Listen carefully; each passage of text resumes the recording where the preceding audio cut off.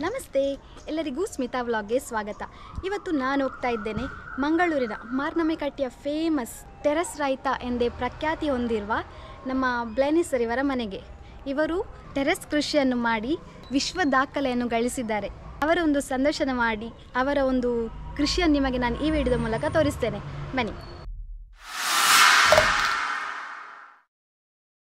ಇಂದಿನ ಪ್ರಮುಖ ವ್ಯಕ್ತಿಯ ಒಂದು ಕಿರು ಪರಿಚಯವನ್ನು ನಾನು ನಿಮ್ಮ ಮುಂದೆ ಇಡಲಿಕ್ಕೆ ಇಷ್ಟಪಡ್ತೇನೆ. ಮಂಗಳೂರಿನ ನಿವಾಸಿಯಾದ ಇವರು ಮರ ಗಿಡಗಳ ಮೇಲೆ ಅಪಾರ ಪ್ರೀತಿ ಮತ್ತು ಕಾಳಜಿಯನ್ನು ಹೊಂದಿದ್ದಾರೆ. ಮನೆಯ ಬಳಿ ಇರುವ ಸ್ವಲ್ಪ ಜಾಗ ಹಾಗೂ ತಾರಸಿಯನ್ನು ಉಪಯೋಗಿಸಿ 200ಕ್ಕೂ ಹೆಚ್ಚಿನ ಹಣ್ಣುಗಳು, ತರಕಾರಿಗಳು ಮತ್ತು ಔಷಧಿ ಸಸ್ಯಗಳನ್ನು ಸೇರಿದಂತೆ ವೈವಿಧ್ಯಮಯ ಸಸ್ಯಗಳನ್ನು ಒಳಗೊಂಡ ಕೀರ್ತಿ ಇವರಿಗೆ ಸಲ್ಲುತ್ತದೆ. ಇವರ ತೋಟದ ವಿಶೇಷತೆ ಏನಂತೇಳಿದ್ರೆ, ಮರಗಳಲ್ಲಿ ಆಗುವ ಹಣ್ಣುಗಳನ್ನು ಚಟ್ಟಿಯಲ್ಲಿ ಬೆಳೆಯಲು ನಿರ್ಧರಿಸಿ ಹಲವಾರು ಹಣ್ಣುಗಳನ್ನು ಚಟ್ಟಿಯಲ್ಲಿ ನೆಟ್ಟು ಅದರಿಂದ ಫಲವನ್ನು ಕೂಡ ಪಡೆದಿದ್ದಾರೆ. ತೊಂಡೆಕಾಯಿಯಿಂದ ಇವರು ಆರಂಭಿಸಿ ಹೆಚ್ಚು ತರಕಾರಿ, ಹಣ್ಣುಗಳು ಹಾಗೂ ಔಷಧಿ ಸಸ್ಯಗಳನ್ನು ಬೆಳೆದ ಕೀರ್ತಿ ಇವರಿಗೆ ಸಲ್ಲುತ್ತದೆ. ಇವರು ಹಲವಾರು ಪ್ರಶಸ್ತಿಗೆ ಪಾತ್ರರಾಗಿದ್ದಾರೆ. ಇನ್ನೊಂದು ಪ್ರಮುಖವಾಗಿ ಅಂದರೆ ಹೆಮ್ಮೆಯ ವಿಷಯ ಏನು ಅಂತ ಹೇಳಿದರೆ, 200ಕ್ಕೂ ಹೆಚ್ಚಿನ ಗಿಡವನ್ನು ನೆಟ್ಟು ವಿಶ್ವ ದಾಖಲೆಯನ್ನು ಪಡೆದಿದ್ದಾರೆ. ಹಾಗೆ ಆಧುನಿಕ ರೈತ ಹಾಗೂ ಇನ್ನಿತರ ಪ್ರಶಸ್ತಿಯನ್ನು ಗಳಿಸಿದ ಕೀರ್ತಿ ಇವರಿಗೆ ಸಲ್ಲುತ್ತದೆ. ಸಾಧಿಸಲು ಛಲ ಇದ್ದರೆ ಅಸಾಧ್ಯವಾದುದನ್ನು ಸಾಧಿಸಬಹುದು ಎಂದು ಇವರು ತೋರಿಸಿಕೊಟ್ಟಿದ್ದಾರೆ. ಅವರೇ ನಮ್ಮ ಬ್ಲಾನಿ ಡಿಸೋಜರವರು. ಇವರ ಯಶಸ್ಸು ನಮ್ಮೆಲ್ಲರಿಗೆ ಆದರ್ಶವಾಗಿದೆ. ಇದೇ ಇವರ ಒಂದು ಕಿರು ಪರಿಚಯ. ನೋಡಿ, ಇವರೇ ಬ್ಲಾನಿ ಡಿಸೋಜ ಸರ್. ಟೆರೆಸ್ ರೈತ ಎಂಬ ಪ್ರಶಸ್ತಿ ಇವರಿಗೆ ಸಿಕ್ಕಿದೆ ಹಾಗೂ ಚಿಕ್ಕ ಸ್ಥಳವನ್ನು ಉಪಯೋಗಿಸಿ ಇವರು ಸುಂದರವಾದ ಒಂದು ಕೃಷಿಯನ್ನು ಮಾಡಿದ್ದಾರೆ. ಬನ್ನಿ ಇವರ ಸಂದರ್ಶನವನ್ನು ಮಾಡುವ. ಸರ್, ಹೇಳಿ, ನಿಮ್ಮ ಒಂದು ತೋಟವನ್ನು ನಾನು ನೋಡಿದ್ದೆ ಫೋಟೋದಲ್ಲಿ ಮತ್ತು ವಿಡಿಯೋದಲ್ಲಿ ಎಲ್ಲ. ಈ ಒಂದು ಹೀಗೆ ಮಾಡಲಿಕ್ಕೆ ಅಂದರೆ ನಿಮಗೆ ಯಾರು ಇನ್ಸ್ಪಿರೇಷನ್ ಹೇಳಿದರೆ ಇದೊಂದು ಗಾಡ್ ಗಿಫ್ಟ್ ಹೇಳ್ಬೋದು ಅಷ್ಟೇ. ಅಂದರೆ ಚಿಕ್ಕ ಇರುವಾಗಿಂದಲೇ ಇದೊಂದು ಗಿಡದ ಮೇಲೆ ಒಂದು ಆಸಕ್ತಿ, ಪ್ರೀತಿ, ಪ್ರೇಮ ಎಲ್ಲ. ಈ ಟೈಮ್ ಪಾಸ್ ಇರುವಾಗ ಎಲ್ಲ ಗಿಡದೊಟ್ಟಿಗೆ ಇರೋದು, ಗಿಡವನ್ನು ಬೆಳೆಸೋದು, ಹಾಗೆ ಒಂದೊಂದು ಗಾಡ್ ಗಿಫ್ಟ್ ಆಗಿ ಒಂದು ಆಸಕ್ತಿ ಬಂದದ್ದು ಹೇಳಿ ಅಲ್ಲ, ಅದು ಹುಟ್ಟುವಾಗಲೇ ಈ ಗಿಡದ ಪ್ರೀತಿ ಬಂದಿತ್ತು. ಅದೇ ನನಗೆ ಗುರು ಎಂದು ಯಾರಿಲ್ಲ, ಗುರುವಿಂದ ದೇವರು ಮಾತ್ರ ಗುರು ಅಷ್ಟೇ. ಮತ್ತು ನಾನೇ ಸ್ವಂತ ತಪ್ಪು ಮಾಡಿ ಸರಿ ಮಾಡ್ತಾ ತಪ್ಪು ಮಾಡ್ತಾ ಈ ಸ್ಟೇಜಿಗೆ ಮುಟ್ಟಿದ್ದೇನೆ. ಇದು ನೀವು ಫಸ್ಟ್ ಸ್ಟಾರ್ಟ್ ಮಾಡುವಾಗ ಯಾವ ಗಿಡವನ್ನು ನೆಟ್ಟದ್ದು ಸ್ಟಾರ್ಟಿಂಗಲ್ಲಿ ಇಷ್ಟೆಲ್ಲ ಆಗಲಿಕ್ಕೆ ಕಾರಣ ತೊಂಡೆ ಗಿಡ. ಫಸ್ಟ್ ನಾವು ಬೆಳೆಸಿದ್ದು ತೊಂಡೆ ಗಿಡ, ಅದು ಸಹ ಕೆಳಗೆ ನೆಟ್ಟದು. ಅಂದರೆ ತರಕಾರಿಯಲ್ಲಿ ತುಂಬ ಗಿಡ ಉಂಟಲ್ಲ, ಆ ತುಂಬ ಅದರಲ್ಲಿ ಅಂತಂದರೆ ಅದು ನಾವು ಅದರ ಒಟ್ಟಿಗೆ ಇರಬೇಕಾಗ್ತದೆ. ಮತ್ತು ಅದಕ್ಕೆ ಲೈಫ್ ಇಲ್ಲ. 3 ತಿಂಗಳು 4 ತಿಂಗಳು 5-6 ತಿಂಗಳು ಹೆಚ್ಚು ಹೇಳಿದ್ರೆ. ಆದರೆ ತೊಂಡೆ ಗಿಡಗೆ ಆಗಿಲ್ಲ. ಒಮ್ಮೆ ನೆಟ್ಟರೆ ನೀವು ಸರಿ ನೋಡಿದರೆ 20-25 ವರ್ಷ ತನಕ ಬರ್ತದೆ. ಹಾಗೆ ತೊಂಡೆ ಗಿಡ ನೆಟ್ಟದ್ದು. ಅದು ನಂಗೆ ಗೊತ್ತಿಲ್ಲದೆ ನನ್ನ ತಾರಸಿ ಮೇಲೆ ಹೋಗಿ ಅಲ್ಲಿ ಸ್ವಲ್ಪ ತೊಂಡೆಕಾಯಿ ಸಿಗುವಾಗ ಮತ್ತೆ ಅಲ್ಲಿ ಸಹ ಮಾಡ್ಬೋದು ಹೇಳಿ ಆಲೋಚನೆ ಬಂದು ಅಲ್ಲಿ ಮಾಡಿದ್ದು. ಇಲ್ಲಿ ಎಷ್ಟು ನಿಮ್ಮ ಈ ಒಂದು ತೋಟದಲ್ಲಿ ಎಷ್ಟು ವೆರೈಟಿಯ ಫ್ರೂಟ್ಸ್, ವೆಜಿಟೇಬಲ್ಸ್ ಎಲ್ಲ ಇದೆ? ಅದು ಒಂದೊಂದು ಹೇಳ್ತಾ ಹೋದರೆ ನಿಮ್ದು 2 ಗಂಟೆ ಸಾಕಾಗಲಿ. ಮೋರ್ ದೆನ್ 200 ವೆರೈಟಿ ಫ್ರೂಟ್ಸ್ ಮತ್ತು ವೆಜಿಟೇಬಲ್ ಇಲ್ಲಿ ಉಂಟು. ಮಾವಿನ ಗಿಡದಲ್ಲಿ ಒಂದು 60-65 ಟೈಪು ಮಾವಿನ ಗಿಡ ಉಂಟು. ಪೇರಳೆ, ಚಿಕ್ಕು, ಮತ್ತು ಇಲ್ಲಿದಲ್ಲ ಫಾರಿನ್ದು, ನಮ್ಮ ದೇಶದ್ದು, ಹೊರ ದೇಶದ್ದು, ಹೊರ ಪ್ರದೇಶದ್ದು ಎಲ್ಲ ಉಂಟು. ಇದಕ್ಕೆ ನೀವು ಗೊಬ್ಬರವಾಗಿ ಏನನ್ನು ಯೂಸ್ ಮಾಡ್ತೀರಾ? ಗೊಬ್ಬರಗಿಂತ ನಮ್ಮದು ಪ್ರೀತಿ ಮತ್ತು ಒಡನಾಟ ಮುಖ್ಯ. ಅದೊಂದು ತಾಯಿ ಮಗುವನ್ನು ಹೇಗೆ ನೋಡ್ತದೆ. ಡೈಲಿ ಬಿರಿಯಾನಿ ಕೊಡಬೇಕೆಂದಿಲ್ಲ ತಾಯಿ ಮಕ್ಕಳಿಗೆ. ಪ್ರೀತಿಯಿಂದಲೇ ಗಂಜಿ ಊಟ ಕೊಟ್ಟ ಸಹ ಸಾಕು. ಹಾಗೇನೆ ಗಿಡಕ್ಕೆ ಸಹ ಹಾಗೆ ನಾವು ಒಟ್ಟಿಗೆ ಅದರ ಒಟ್ಟಿಗೆ ಇರಬೇಕು. ಆವಾಗ ಮಾತ್ರ ಅದು ಗಿಡ ಬೆಳೀತದೆ. ನಾವು ಈಟು ಅದು ಇದೆಲ್ಲ ಹಾಕಿದ್ರೆ ಗಿಡ ಬೆಳೀತಿಲ್ಲ. ಅದು ನೀವು ಹೇಗೆ ಅಂದ್ರೆ ನೆಟ್ಟು ಅದಕ್ಕೆ ಪ್ರೀತಿಯಿಂದ ನೋಡಿ. ನಮ್ದು ಪ್ರೀತಿ ಮುಖ್ಯ, ಪ್ರೀತಿ. ಮತ್ತೆ ನಮ್ಗೆ ಗೊತ್ತಾಗ್ತದೆ ಆ ಗಿಡ ನೋಡುವಾಗಲೇ ಅದಕ್ಕೆ ಅಂತ ಬೇಕು ಹೇಳಿ. ಅಂದರೆ ಅಷ್ಟು ಅನುಭವ ಆಗಿದೆ. ಅಂದರೆ ಸುಮಾರು 20-25 ವರ್ಷದಿಂದ ಇದರೊಟ್ಟಿಗೆ ಇದ್ದರಿಂದ ಮಗುವನ್ನು ನೋಡುವಾಗ ಗೊತ್ತಾಗ್ತದೆ ತಾಯಿಗೆ. ಮಗು ಹುಷಾರಿದ್ದರೆ ಇಲ್ಲ, ಅದು ಎಂತ ಬೇಕು ಹೇಳಿ ನೋಡುವಾಗ ಗೊತ್ತಾ. ಹಾಗೆ ನಮಗೆ ಸಹ ಗಿಡ ನೋಡುವಾಗ ಗೊತ್ತಾಗ್ತದೆ ನಮಗೆ. ಹಾಗೆ ನಾವು ಅದಕ್ಕೆ ಬೇಕಾದದೆಲ್ಲ ಕೊಡ್ತಾ ಇರ್ತೇವೆ. ಈ ಒಂದು ಈಗಿನ ಜನರೇಷನ್ ಇದೆ ಅಲ್ವಾ ಮಕ್ಕಳಿಗೆ, ಅಂದ್ರೆ ಈಗ ಎಲ್ಲರೂ ಕೂಡ ಮೊಬೈಲಲ್ಲೇ, ಅಂದ್ರೆ ಮೊಬೈಲಲ್ಲೇ ಮುಳುಗಿದ್ದೇವೆ. ಈಗಿನ ಒಂದು ಪೀಳಿಗೆಗೆ ನೀವು ಏನು ಸಂದೇಶವನ್ನು ಕೊಡ್ಲಿಕ್ಕೆ ಬಯಸ್ತೀರಾ? ಮೊಬೈಲ್ ಆಳಲ್ಲ, ಮೊಬೈಲಲ್ಲಿ ಸೊಳ್ಳೆ ಉಂಟು. ಮೊಬೈಲಿಂದಲೇ ಏನೆಲ್ಲ ಮಾಡ್ಬೋದು. ಅದರಿಂದ ಮೊಬೈಲೇ ಒಳ್ಳೇದಲ್ಲ, ಹಾಗೆ ಅದನ್ನು ಬ್ಯಾಲೆನ್ಸ್ ಮಾಡಿ ಹೋದರೆ ಮಾತ್ರ ಮೊಬೈಲ್ ಒಳ್ಳೆಯದು. ಅಷ್ಟನ್ನು ನೋಡಬೇಕು. ಮತ್ತು ಎಲ್ಲ ಟೈಮ್ ಮೊಬೈಲಿಂದ ನೋಡಿದಂತ ನಾವು ಸ್ವಲ್ಪ ನಮ್ಮ ಟೈಮನ್ನು ಪ್ರಕೃತಿಗೆ ಸಹ ಕೊಡಬೇಕು. ಅಂದರೆ ಪ್ರಕೃತಿ ಹೇಳಿದರೆ ಒಂದು ಬ್ಯಾಂಕ್ ಇದ್ದಾಗೆ.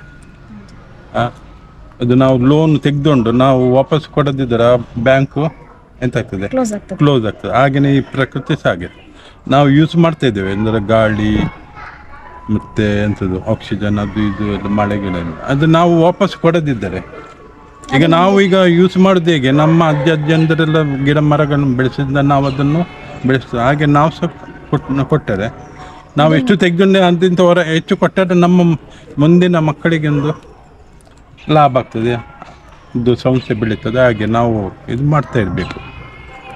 ನಮಗೆ ನಿಮ್ಮ ಒಂದು ತೋಟವನ್ನು ಚಿಕ್ಕದಾಗಿ ತೋರಿಸ್ತೀರಾ? ಚಿಕ್ಕದಾಗಿ ತೋರಿಸಿದಾಗ ನಮ್ದು ತುಂಬಾ ಸಮಯ ಬೇಕಾಗ್ತದೆ. ಶಾರ್ಟ್ಕಟ್ ಅಲ್ಲಿ ನೋಡುವ.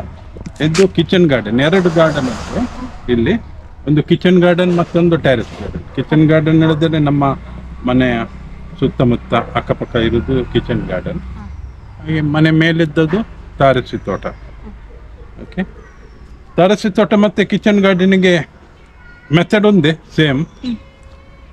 ಈ ಗ್ರೋ ಬ್ಯಾಗನ್ನು ತೆಗೆದುಕೊಂಡು ಮೇಲೆ ಇಟ್ಟದ್ದು ತಾರಸಿ ತೋಟ ಆಗ್ತದೆ, ಕೆಳಗಿಟ್ಟರೆ ಕಿಚನ್ ಗಾರ್ಡನ್. ಹಾಗೆ ಇದು ತೊಂಡೆಕಾಯಿ, ಇದೊಂದು ಚಿಕ್ಕ ಮಾದರಿ ತೋಟ. ಒಂದು ಇದು ಬೇಕಾಗ್ತದೆ, ಮಂಟಪ ಒಂದು ಬೇಕಾಗ್ತದೆ ಚಿಕ್ಕದು. ಮಂಟಪ 2 ಟೈಪ್ ಮಾಡ್ಬೋದು, ನಿಮಗೆ ಮುಂದೆ ಗೊತ್ತಾಗ್ತದೆ. ಇದೊಂದು ಟೈಪ್, ಇದರಲ್ಲಿ ಎಲ್ಲ ತರಕಾರಿಯನ್ನು ಒಂದೇ ಇದರಲ್ಲಿ ಬೆಳೆಸ್ಬೋದು. ಹೀರೆಕಾಯಿ, ಸೋರೆಕಾಯಿ, ಪಡವಳ ಹಾಗೆಲ್ಲ. ಮತ್ತು ಅದರ ಕೆಳಗಡೆ ನಮಗೆ ಬೇಕಾದ ಬೆಂಡೆ, ಬದನೆ, ಮೆಣಸು, ಹೂವಿನ ಗಿಡ ಆ ಟೈಪ್ ಮಾಡ್ಬೋದು. ಇದು ಊರಿದ್ದು ಬೆಂಡೆ. ನಾವು ಮಾರ್ಕೆಟಿಂದ ತರಕಾರಿಯನ್ನು ತರೋದಿಲ್ಲ, ನಾವು ಇಲ್ಲಿಂದಲೇ ಮಾರ್ಕೆಟಿಗೆ ಕೊಂಡೋಗ್ತೇವೆ. ಇದು ಸುಮಾರು ವರ್ಷದಿಂದ ನಾವು ಅಗತ್ಯ ಬಿದ್ದರೆ ಮಾತ್ರ ಒಂದು ತರುವುದಲ್ಲದೆ ಹೆಚ್ಚಿನೊಂದು ನಮಗೆ ಈ ಚಿಕ್ಕ ತೋಟದಲ್ಲೇ ನಮಗೆ ಜಾಸ್ತಿ ಸಿಗ್ತದೆ. ಇಲ್ಲಿ ಎಲ್ಲ ಮನೆಯಲ್ಲಿ ಬೆಳೆದ ತರಕಾರಿ ನೀವು ಯೂಸ್ ಮಾಡೋದು ಜಾಸ್ತಿ. ಮತ್ತೆ ನಾವು ಆಲೋಚನೆ ಮಾಡಿದಂತ ನಾವು ಎಷ್ಟು ಎಕ್ಸ್ಪೆಕ್ಟ್ ಮಾಡಿದಂತ ಜಾಸ್ತಿ ಸಿಗ್ತದೆ. ನಾವು ನಮ್ದು ಟೈಮ್ ಕೊಡ್ಬೇಕಾದ್ರೆ, ನೀವು ಎಷ್ಟು ಟೈಮ್ ಕೊಡ್ತೀರಿ ಅಷ್ಟೇ ಅದು ರಿಟರ್ನ್ ಕೊಡ್ತದೆ. ಮತ್ತೆ ನಿಮಗೆ ಇದರಲ್ಲಿ ಇನ್ಕಮ್ ಸಹ ಮಾಡ್ಬೋದು. ಇದೆಲ್ಲ ಎಂತದ್ದು ಮನೆಗೆ ಖರ್ಚು ಮಾತ್ರ ಅಲ್ಲ, ನಿಮಗೆ ಬೇಕಾದರೆ ಇನ್ಕಮ್ಸ್ ಒಂದು ಸರಿಯಾಗಿ ನೋಡಿದರೆ ಒಂದು 10 ಸೆಂಟ್ಸ್ ಜಾಗೆಯಲ್ಲಿ ಒಂದು 10-15 ಸಾವಿರ ತಿಂಗಳಿಗೆ ಗಳಿಸಬಹುದು. ಈಗ ನೀವು ಯಾರಾದ್ರೂ ನಿಮ್ಗೆ ಬಂದು ನಮ್ಗೆ ಒಂದು ಹೇಳಿಕೊಡಿ, ಅಂದ್ರೆ ಈ ಒಂದು ಕೃಷಿ ಮಾಡುವುದನ್ನು ಅಂತ ಹೇಳಿ ನಿಮ್ಗೆ ಕೇಳಿದ್ರೆ ನೀವು ಅವರಿಗೆ ನಾವು ಕೊಡ್ತೇವೆ, ನಾವು ಟ್ರೈನಿಂಗ್ ಕೊಡ್ತೇವೆ, ಅವರಿಗೆ ಮನೆಗೆ ಬೇಕಾದರೆ ಮಾಡಿ ಕೊಡ್ತೇವೆ. ಇಂಥದ್ದೊಂದು ಸುಮಾರು 300 ಇಂಥ ಜಾಸ್ತಿ ತಾರಸಿ ತೋಟ, ಕಿಚನ್ ಗಾರ್ಡನ್ ಮಾಡಿದ್ದೇವೆ. ಹಾಗೆ ದೊಡ್ಡದು ಫಾರ್ಮ್ ಹೌಸ್ ಎಲ್ಲ ಮಾಡಿದ್ದೇವೆ. 5 ಎಕರೆ, 10 ಎಕರೆ, 20 ಎಕರೆ. ಬ್ಯಾಂಗ್ಳೂರಲ್ಲಿ 100 ಎಕರೆ ತನಕ ನಾವು ಮಾಡಿಕೊಟ್ಟಿದ್ದೇವೆ. ಈಗ ಸ್ವಲ್ಪ ಕಡಿಮೆ ಮಾಡಿದ್ದೇನೆ. ಯಾರಾದ್ರೂ ಕೇಳಿದ್ರೆ ನೀವು ಮಾಡಿ ಕೊಡ್ತೇವೆ ನಾವು. ಮಾಡಿ ಕೊಡುದು ದೊಡ್ಡದಲ್ಲ, ಅವ್ರು ಮತ್ತೆ ಅದನ್ನು ಮುಂದುವರಿಸಬೇಕು. ಅವರು ಹಾಗೆ ಒಂದು ಆ ಪ್ರೀತಿಯನ್ನು ಹಾಕ್ಬೇಕು, ಇಲ್ಲಾದ್ರೆ ಅವರು ಯೂಸ್ ಇಲ್ಲ ಎಂತ ಕೂಡ. ಮತ್ತೆ ಪ್ರೀತಿ ಅಲ್ಲ, ಪ್ರೀತಿ ಹೇಳಿದ್ರೆ ಹೇಗೆ ಆಗ್ತದೆ, ನಾ ಇಲ್ಲ ಚಿಕನ್ ಹೇಳಿ ಚಿಕನ್ ತಿಂತಾರೆ, ಆ ಪ್ರೀತಿ ಅಲ್ಲ. ಇದೊಂದು ಕ್ರೇಜ್ ಇರ್ಬೇಕು. ಹುಚ್ಚು ಇರ್ತಾರಲ್ಲ, ಹುಚ್ಚಿದ್ದರೆ ಮಾತ್ರನೇ, ಇಲ್ಲದ್ರೆ ಅದು ಕೆಲಸ ಆಗ್ತದೆ ನಮ್ಗೆ. ಯಾವುದು ಈ ಗಿಡಕ್ಕೆ ನೀರು ಹಾಕುದು, ಕಳೆ ತೆಗೆಯೋದು, ಈಟ ಹಾಕುದು, ಅದು ಕೆಲಸ ಅಲ್ಲ, ಅದು ಮತ್ತೆ ಕಿರಿಕಿರಿ ಆಗ್ತದೆ. ಅದು ಪ್ರೀತಿ ಇಲ್ಲದಿದ್ದರೆ, ಜಸ್ಟ್ ಪ್ರೀತಿ ಇದ್ದರೆ ಮತ್ತೆ ಅದು ಪ್ರೀತಿಯ ಜೊತೆಗೆ ತಾಳ್ಮೆ ಎಲ್ಲ ಬೇಕಾಗ್ತದೆ, ಮತ್ತೆಲ್ಲ ಕಲಿಸ್ತದೆ. ಇದು ಬಸಳೆ ತೋಟ, ಇಲ್ಲಿ 2 ಟೈಪ್ ಉಂಟು, ಕೆಂಪು ಮತ್ತು ಬಸಳೆ ತೋಟ.